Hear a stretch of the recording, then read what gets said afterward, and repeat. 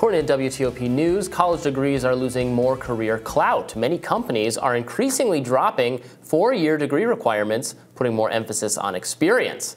This change is not just for entry-level jobs, as one-third of the companies that have dropped degree requirements did so for senior-level roles. This data was collected through a survey of HR managers by Intelligent.com that found 53% of hiring managers said their company removed the bachelor's degree requirement for some roles in the past year. Stacey Haller, a career coach who worked with Intelligent.com, said, "For so many jobs, it's an arbitrary requirement, and it does eliminate people who needlessly could be great employees." She added, "There is also a big chunk here about creating more equity and diversity. If you cannot afford to go to your college to get a four-year degree, if it's financial reason or maybe a time reason, then you are already eliminated from all of those jobs." Companies are increasingly focusing on experience, with 76% of hiring managers in the survey saying they favor real-world skills over education. WTOP writes that the majority of these companies are also testing candidates in the interview process, with 64% saying they have applicants complete a test assignment. The professionals stated as more likely to value experience over education are in retail, construction, healthcare, and social skills. You'll love to see it. Yeah, this is an interesting one for a couple of reasons. One, I think that when you look at statistics, they show that, for example, Black people who have college degrees have less are worse off financially than high school graduates who are white. And one of the reasons is exactly because of student debt. Black people disproportionately are taking out student debt to go to college because they have less family wealth, and because it's really been impressed upon us as a community that all of the problems that you have are because you didn't get enough education. So we obsessively go and get a ton of master's degrees, et cetera, to try to compete in the job market. And we live with that debt for a long time. So on one hand, you can see the playing field might get evened out here. On the other hand, you know, we saw this with the conversation about whether or not getting rid of the SATs is a good idea. There are people who want to get rid of it because there's certain groups who perform very well, Asian Americans, et cetera, and others are at a competitive disadvantage, and others who say that obviously is unfair. In that conversation, a lot of conservatives say, we shouldn't get rid of it. We shouldn't get rid of the testing. You're just disadvantaging, you know, Asian kids principally. Other people say it is one of the few, some leftists say we should have the SAT because it's one of the few things that someone can do to compete if they come from a socially economic disadvantaged environment that puts you on kind of an even playing field with other people. Now, it's not an exact science because if you can pay to get tutored, et cetera, you have a leg up. But if you're dirt poor and you can't afford violin lessons and you can't afford to travel Europe and you can't afford to go to a private school, being able to just compete on the test can be an equalizer. And the key is the violin lessons and the club soccer team and the European trip and the volunteer work. All of that stuff cumulatively costs a lot more money. It costs a lot more time. More greatly advantages wealthier people than just hiring the tutor for the test. So the question in this scenario is, and we'll have to see how this plays out, does taking college out of it basically get you in a situation where those not intangibles count more in a way that disadvantages people who are not perceived to be just abstractly likable by the employer? So are you going to get more bias sneaking in that way? Are people more likely to get work experience if they could have done internships and been unpaid for prolonged periods of time, which again advantages people who are more affluent? Are you going to get these tests that are being administered during the exam? What's the deal there? Are they actually targeted to figuring out if someone is well suited for the job, or is there more bias that can sneak in there? So a lot of this stuff can cut both ways. Yeah. I've wanted to pop this college bubble for a long time because it's so much, it's years of your life, it's a lot of money, it puts people in debt. And then how closely does what you're actually learning match the skills you need? You know, they talk college, the institutions themselves talk a big game about how, you're not being told what to think. You're being taught analytical skills about how to think and solve problems, et cetera. I don't know. Those claims don't necessarily hold up necessarily all the time. There's been a lot of research on how much do you actually even remember from your college instruction. Remember the book Academically Adrift? It was people forget, you can recall 10% of the things you've actually learned over, so many years after college. So if it's just delaying entry into the job market without actually giving, maybe it's giving you some good skills, but then is it $100,000 worth of debt for years? Do you wish you hadn't gone to college? Do I wish I hadn't gone to college? No. But I certainly wouldn't have gone into debt to do it. I don't have any debt. I didn't take out loans to do it. I went to a state school that was affordable for my family, University of Michigan. Certainly, was all of it useful to me? No, there were vast parts of it that were not useful. In fact, I don't think a lot of my classes improved my writing skills. I was an English literature major. I think my basket weaving. What? Basket weaving. What did you expect to do with that, Robby? Well, I'm lucky to be in a career of ideas. The most useful part of college for me was I worked for the student newspaper. There was no journalism. I don't think there was a journalism major, and you shouldn't major in it if it is available. But it was more like an apprenticeship or an internship where you learn skills from other people working at the student paper. I think my creative writing classes were very beneficial to me.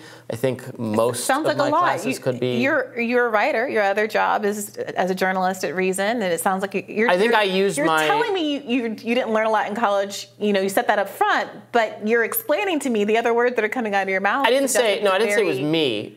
I think I probably use what I narrowly learned in college. I think if you're a media person or writer, I think that's a lot of jobs require writing, and a lot of jobs require. But that's what I'm saying. Was I taught writing skills by the English literature major part of it? No, I was mostly taught writing skills by the student paper. Well, I was taught writing skills. I had to write in all of my classes in college. I wasn't an English literature major, but I certainly learned how to make an argument and to do research and to do substantive analysis and understand the difference between primary and secondary sourcing. I learned how to extend a BS argument for like 8 pages. And look, you get to do it for a living now, Robby.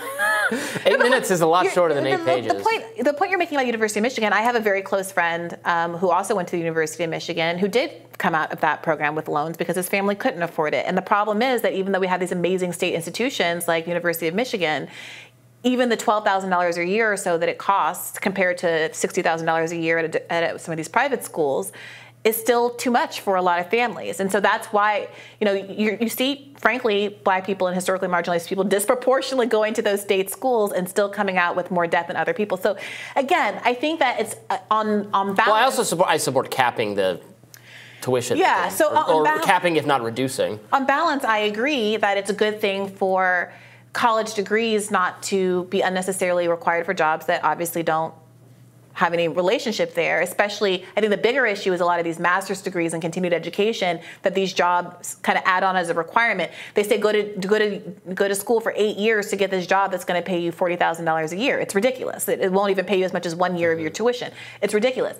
However, it is obvious that whenever you start to talk to people who are claiming that it's all elitism to want to go to college, they have gone to college, they have benefited from college, and there's some gatekeeping going on, or people want to pull the ladder up behind them. Well, I think that college is an experience that you and I both chose and valued, and that if you and I procreate, we'll probably choose for our respective children. And there's a reason for that. And I think that it is obviously true that they teach you ways of thinking, the ability to analyze some of these COVID research studies that come out that people seem to not be able to read a research study or understand the data. All of that can be learned in college. I think there's a difference between saying, yes, obviously it's true that having a certificate that says you graduated from the University of Michigan or Harvard or whatever is beneficial because society values it.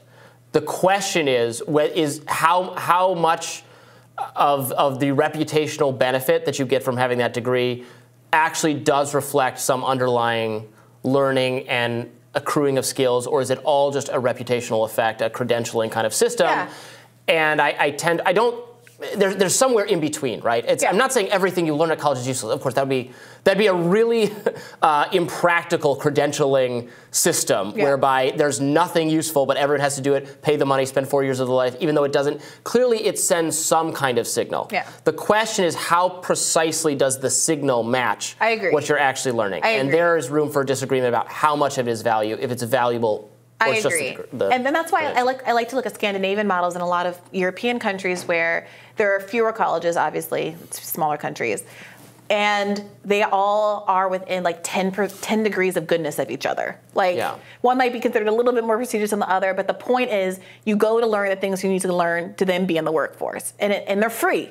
And they will even pay for you to live and to eat and to have your books and all of that. And so it's not about I got into this school, or I had this competitive advantage, or my mom paid $100 an hour for me to get this tutoring lesson or whatever. It actually is better designed to have the desired effect, which is just to educate the populace and send them out into the world. Honestly, and that's how we should view a lot of our institutions. There's the sort of ranking, college ranking industry distorts that a lot of Harvard is really great, Princeton is really great, Yale's really great. But in the middle, there are a lot of institutions, being ranked against each other, that the educational quality you're getting is pretty similar. I also wouldn't say that Harvard and Princeton, those are giving you that much. I think it's probably a little better. I don't think it's 1,000 times better than the next. Yeah, when you talk to professors, they'll say things about there being like a different quality of student, but I don't know that the quality of instruction is necessarily that different. I mean, I can't say I've only been to one school. Yeah, I don't think it is either. But I think we can pretty firmly say that. But that matters, because if the quality of instruction at a more affordable institution, like a community college or something, is not actually all that, it's a little bit different, it's a little bit less, but it's not 1,000 times less good. That's what I was going to say. Then we should not have a system that incentivizes people just to go to the most top one they could possibly get into, never mind how much it costs. And no matter if it takes you committing a felony like Aunt Becky to get your kid into, what was it? Well, that was about the experience. They wanted to party at whatever institution, which is another reason that maybe COVID has shook this a little bit, because so many wealthy people, they just wanted, they want to get their kid the fun experience or something. I don't think it was about the educational quality. The kid, she has a funny name like Olive. She's got one of those celebrity names. I forget what her name is. She has a funny name like Olive? She's got one of those like cute celebrity names, like, kind of, I'm special. I mean, I don't mean to, it's not her fault. I'm not trying to brag on her, but I think it's Olive or something like that. She was saying that Olivia. She didn't even, Olivia, is it Olivia? She didn't even want to go to college. Like, she didn't want to go. This was fully her mom. So I don't know how much it was about the party experience. There's no influencer major, so. We'll give it time. And you know what? Given how many people are making money in the gig economy on doing things like influencing, it's not necessarily the craziest thing that there could be a legitimate educational experience about the economics of starting a channel in the future. I'm gonna have to enroll in that. I'm sure we have plenty to learn. Right. We'll have a rising for you after this.